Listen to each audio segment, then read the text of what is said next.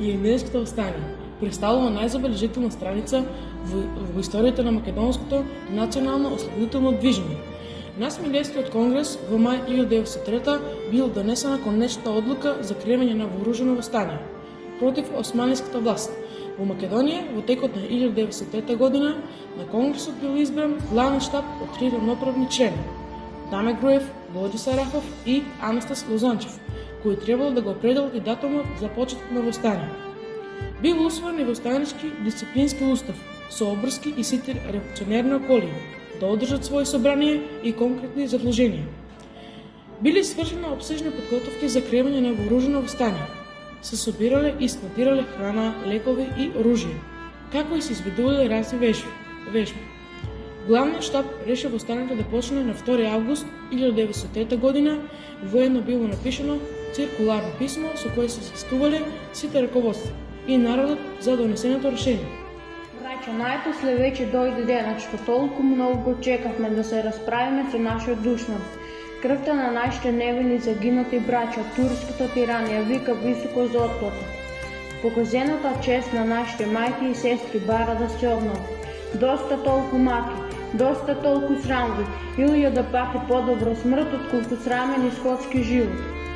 Тргнете браќа по вашите началници на тој ден и соберете се под знамето на слободата. Бидете упорни браќа во борбата, само во упорноста и во долготрајната борба е нашиот спас. Нека го благослови Бог нашето праведно дело и денот на востанието. Долу тиранијата, долу тираните, смрт на душманите, да живее народот, да живее слободата. Ура! Ве бакни во братски штабот. Илинденското востание најмаслено било во Битолскиот револуционерен округ. Во Солунскиот, Скопскиот и Стрмичкиот округ немало масовно востание. Туку востанието имало карактер на геројско војување. Востанието во Серскиот револуционерен округ започнало на 14 септември на Крстот, но не траело кратко. За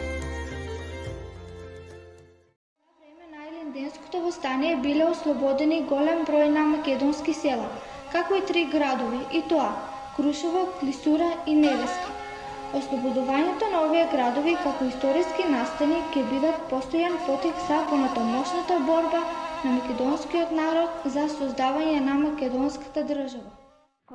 Подојда први комитиве наши. На ден и лигден. Денеска и лигден вечерта дојда. Дојда вечерта. И си спиевне. И патија првин камбаните додираци од сите 3 цркви.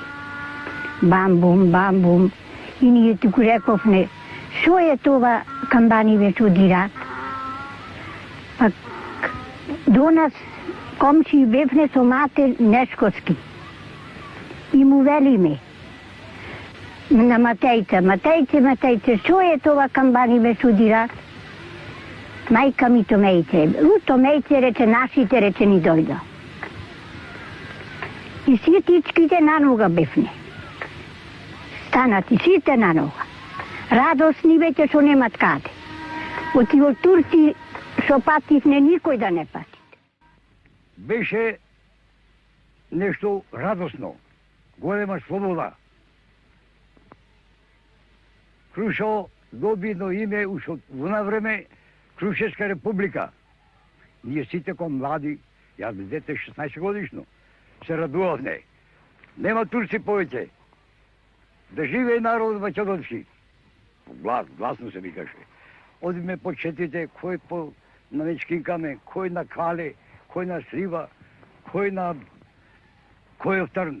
Носиме јадење, пење, се радуваме колку четниците. Убаво нешто. Во Илинденското востание значајни борби се воделе во Крушево, каде бројот на востаници бил многу поголем од бројот на турската војска, поради што градот бил ослободен од турската власт. Со ослободувањето била воспоставена представничко-републиканска револуционерна народна власт. Востаничката власт во Крушево, или популарно позната како Крушевска република, траела само 10 дена, од 3 до 13 август 1903 година, на чело со Никола Карев. Формиран е Совет на републиката, како и привремена влада од 6 члена на чело со Вангел Димов. до локалното муслиманско население од околните муслимански села бил упатен повик познат како Крушевски манифест. Во текстот биле изнесени целите и определбите на востанието и востаниците, нивните демократски стремежи за соживот на сите етнички заедници и за единство во борбата против заедничките непријатели и угнетувачи.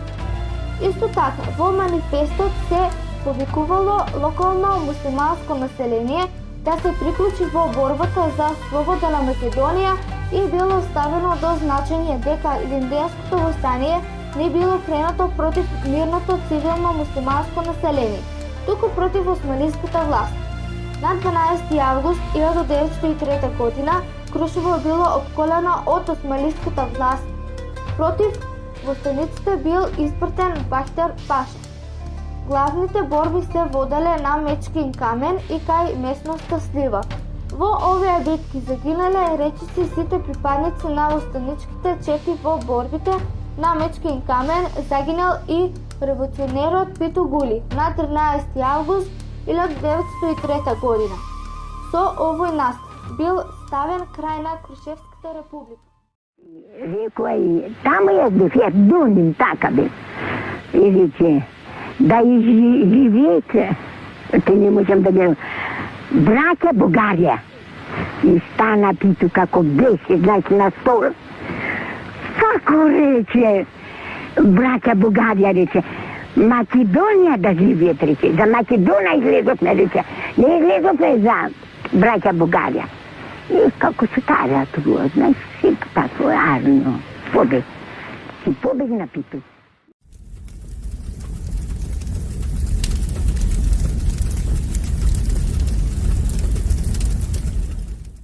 Клисура во времето на Илинденското востание била претежно населена со власт. Костурското востаничко раководство донало одлука за напад и ослободување на Клисура, сметајќи дека успешната акција ќе придонесе за ширење на востаничките идеи и за добивање поддршка од немакедонското население во овој дел на Македонија. Првиот напад на 4 август 1903 година го извел воеводата Никола Андреев, самоиницијативно со околу 150 востаници. Во тој момент во гарнизонот во Клисура турците имале стационирани 300 војници, кои благовремено известени за нападот, вешто поставиле засада и лесно го растеле нападот на воеводата Андреев. По детална анализа за повторен напад биле ангажирани околу 600 востаници. Одредите во колонија настапиле кон градот Клисура од разни правци.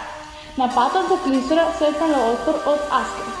Нивниот здружен напад ги принудил да се повлечат од градот, кој на 4 август бил заземан од востаници.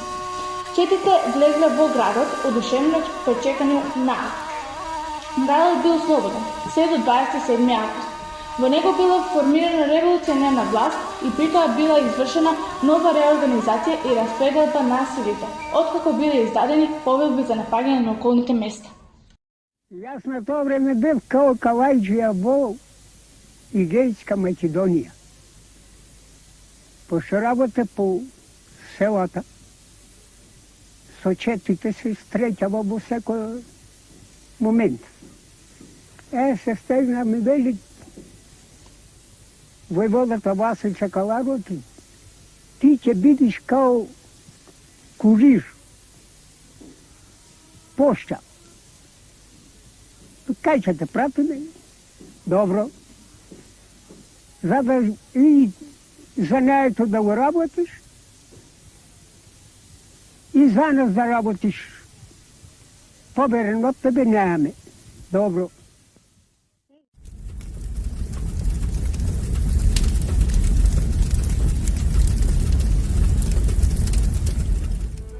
Сдружените костурско-лелински востанички одреди под раководство на Васил Чакаларов го ослободиле градчето Невеска, населено со 5 до 6 илјади жители. По 3-часовна борба со минимални загуби го зателе градчето, запленувајќи големи количества муниција, оружје, храна и облака. По завршувањето на борбите, костурските востаници се повлекле од Невеска, а лелинските начело со Георги Поп Христов останале за да помогле при воспоставувањето на привремената народна управа на градчето. На 27 август, два големи одреди на турска војска, околу 15.000 луѓе, се упателе кон Невеска. Реално оценувајќи ја настанатата ситуација, од Невеска се повлекли и останатите во станици. Исто тоа завршила нејзината краткотрајна слобода. За време на Илинденското востание на 3 август 1903 година во местноста Дрновица се водила жестока битка помеѓу четата на Петар Јуруков и турските војници. Во ова борба, која што траела доцна во ноќта, загинаа 17 членови на четата на војводата Петар Јуруков, меѓу кои и преклјани и искусни револуционери, како Диме Боев од Кавадарци, Глигор Попристов од село Ресава, Коце Барманчев од село Беглиште. Турските сили во оваа борба имали 21 загинати и голем број ранати.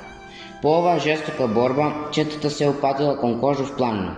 Се уште раните на борците не им биле залечени од последната борба, кога повторно биле откриени кај селото Копршница на Кожув планина. На 13 август кај ова село почнала тешка борба која траела 5 часа. Преостанатите 18 борци од четата на Петар Јуруков грчево се борело против околу 80 турски војници. Во оваа жестока борба загинали 7 турски војници и 20 борци од Теквишијата. Војводата Јуруков, откако увидел дека повеќе е невозможно да остане на теренот на Теквишијата, со преостанатите 15 борци донел одлука да се префали во Велешкото на теренот Азот. Месеци оружени судари, главниот штаб на Битолскиот револуционерен округ во октомври 1903 година издал наредба за повлекување на останиците и избегнување фронтални судари со османската војска. На тој начин Илинденското востание завршило без успех и со тешки последици, иако крваво задушено, останало длабоко врежено во колективната меморија на македонскиот народ, служејќи како инспирација за сите наредни генерации на патот до конечно ослободување на Македонија.